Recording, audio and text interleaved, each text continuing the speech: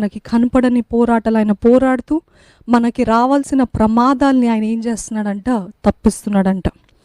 చూడండి, మన జీవితంలో కూడా దేవుడు చేస్తున్న కార్యాలు కొన్నిసార్లు అపవాది తెలుసుకొని దేవుడు మన పట్ల గొప్ప భవిష్యత్తు కలిగి ఉంటే అపవాది ఏం చేస్తాడు తెలుసా?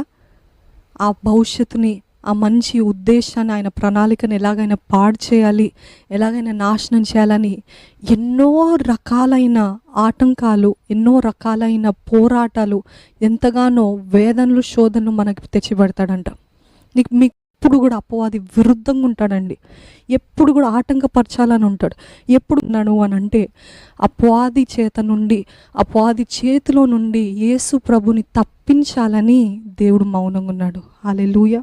ఈరోజు మీ జీవితంలో కూడా మీరు అనుకుంటుండొచ్చు, ఎందుకు జరగట్లేదు అని అంటే you might not know, you will not understand.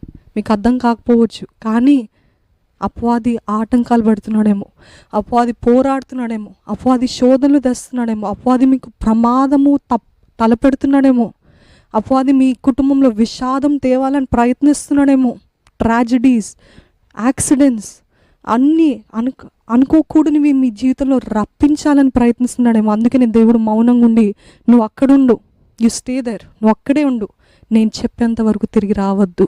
అందుకని దేవుడు మౌనంగా ఉన్నాడు. So don't misunderstand God. దేవుని తప్పుగా అర్థం చేసుకోకండి. దేవుడు మౌనంగా ఉన్నంత మాత్రాన నా పైన కోపంగా ఉన్నాడు, నన్ను విడిచిపెట్టాడు, నన్ను మర్చిపోయాడు అని ఇటువంటి మాటలు వస్తున్నాయి. కానీ దేవా, నువ్వు మౌనంగా ఉన్నావు, కానీ నాకు తెలుసు నువ్వు వెనకుండి నీ కార్యాలు జరిగిస్తున్నావు. వెనుకుండి నా మేలు కోసం, నా జీవితంలో నీ దర్శనం, నీ చిత్తం నెరవేర్చబడటం కోసం you are working. Believe that God is work.